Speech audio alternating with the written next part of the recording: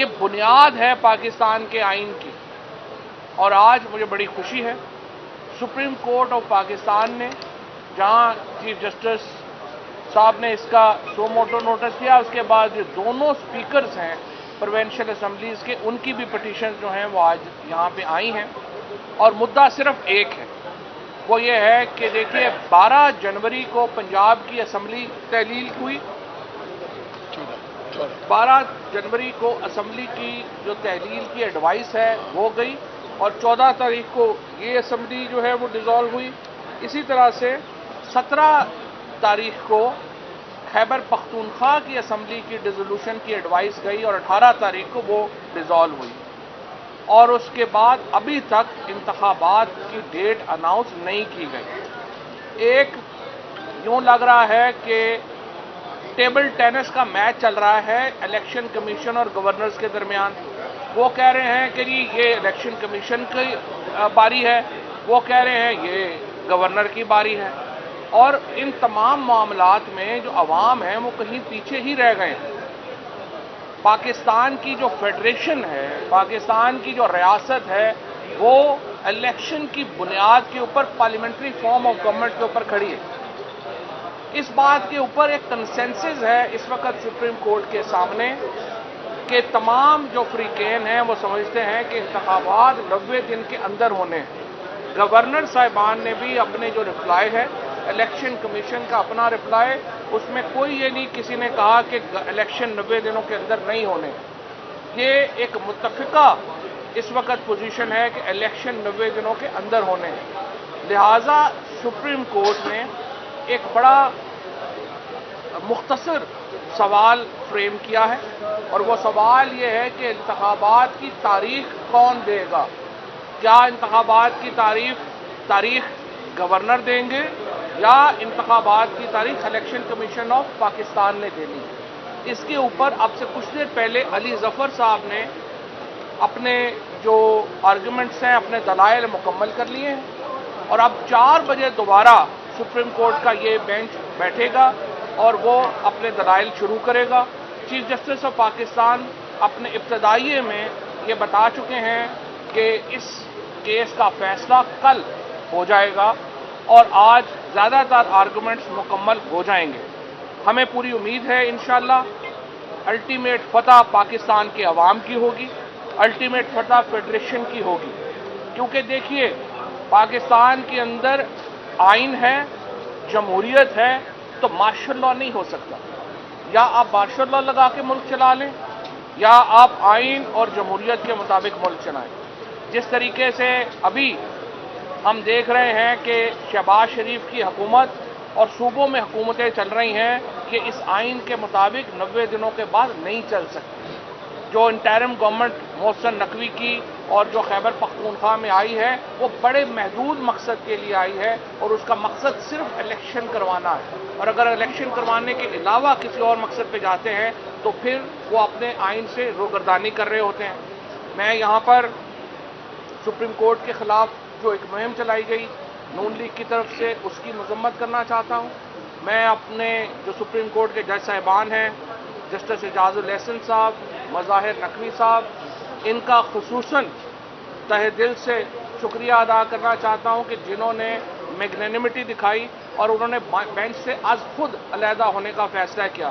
اسی طرح سے جسٹس اطہر منہلا صاحب نے جو ہے یہ فیصلہ کیا، اور جسٹس آفریدی صاحب نے یہ فیصلہ کیا، اور اس کے بعد 9 میں سے جو 5 ججز رہ گئے جن کے اوپر اب سب کا اتفاق ہے، وہ یہ کیس سن رہے ہیں، اور مجھے پوری امید ہے کہ انشاءاللہ سپریم کورٹ عوام کے حق کے انتخاب کا تحفظ کرے گی، اور انشاءاللہ پاکستان میں جو دونوں صوبے ہیں وہ انتخاب کی طرف بڑھے۔ چوہدری صاحب، آپ کے وکیل نے یہ کہا کہ بے شک مخالف فریق ڈیٹ دے دے کہ 90 روز میں کس نے الیکشن کرانی ہے، کوئی دے دے، کیا مریم نواز اور نواز شریف دے دے تب بھی قبول ہے؟ جو آئین کے تحت دینا ہے انہوں نے دینا ہے۔ مریم نواز اور نواز کو الیکشن کی ڈیٹ دینے کے لیے تو مجھے لگتا ہے کہ زبردستی کیمروں کے سامنے 5-7 بندے کھڑے کر کے کریں گے، وہ بھی نہیں کریں گے۔ کل جو جامپور میں الیکشن ہو گئے ہیں، اس کے بعد انہوں نے الیکشن کی ڈیٹ کوئی نہیں دینی، یہ تو سپریم کورٹ نے ہی کرنا ہے اور پاکستان کی فیڈریشن نہیں کرنا ہے جو کرنا ہے۔ जी क्या आईनी पाकिस्तान इजाजत देता है सुप्रीम कोर्ट को जी, जो सेक्शन जो आर्टिकल 224 है, read with section 57 election act, president of Pakistan का इख्तियार है। और प्रेसिडेंट ऑफ पाकिस्तान ने, आपको याद होगा कि पहले ये खत लिखा था इलेक्शन कमीशन को कि आप खुद ये डेट दें। अगर इलेक्शन कमीशन ऑफ पाकिस्तान खुद भी नहीं दे रहा, गवर्नर भी नहीं दे रहा, तो फिर प्रेसिडेंट ऑफ पाकिस्तान सदर आरफ अलवी साहब ने सदर के ओहदे की इज्जत बढ़ाई है। सदर आरफ अलवी इस वक्त पाकिस्तान की फेडरेशन के वो शख्सियत है जिनकी तरफ पूरा मुल्क देखता है गाइडेंस के लिए। फवाद साहब, आप वकील हैं, ये बताएं, एक तरफ 2 हाई कोर्ट्स में केस चल रहा था, सुप्रीम कोर्ट का ऐसे वक्त में आर्टिकल 184(3) का इख्तियार इस्तेमाल करना और तमाम प्रोसीडिंग्स को वहाँ से रोक के इधर लेके आना, आप इस अमल को दुरुस्त समझते हैं? सुप्रीम कोर्ट, हाई कोर्ट तो अपना फैसला दे चुकी थी, उसके ऊपर अमल दरामद ही नहीं हो रहा। हाई कोर्ट ने फैसला दिया, उस पर अमल दरामद नहीं हुआ।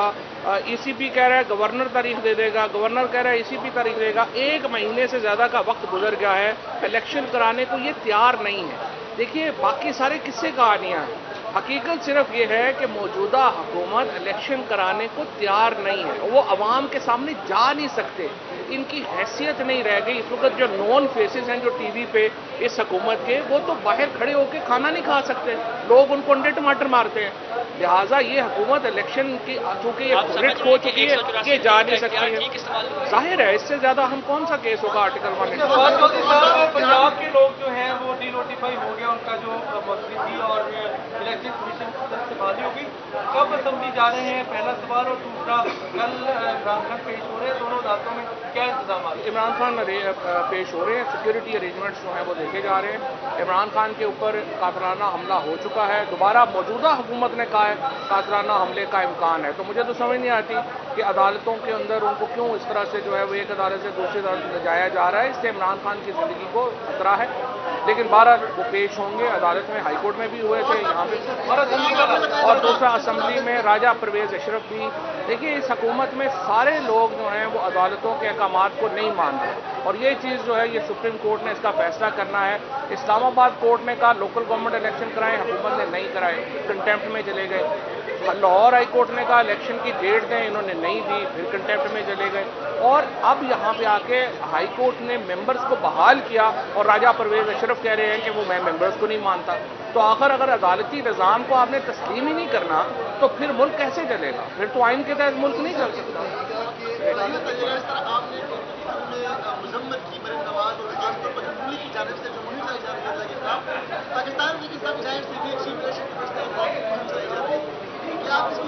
चीफ इलेक्शन कमिश्नर जज नहीं है, उन्हें चाहिए अपना कंडक्ट बेहतर करें। हम उनका एहतराम करना चाहते हैं, खुद भी करवाने की कोशिश करें। सर, ये बताइएगा कि अदालत ने कहा है कि लाहौर हाई कोर्ट ने कहा था कि गवर्नर की मुशावरत करें, लेकिन यहाँ पे सदर के साथ मुशावरत करें। आप कह रहे हैं कि सदर जो है वो इलेक्शन की तारीख नहीं, सुप्रीम कोर्ट ने तो ये कहा है कि गवर्नर की मुशावरत लिखी नहीं हुई 105 में, तो इलेक्शन कमीशन को तो डेट देनी चाहिए थी उसके बगैर, वो उन्होंने नहीं दी। सदर साहब के साथ तो सेक्शन 57 में लिखा हुआ है कि सदर कंसल्टेशन करेंगे, वो मामला अलग है, ये मामला। Thank you.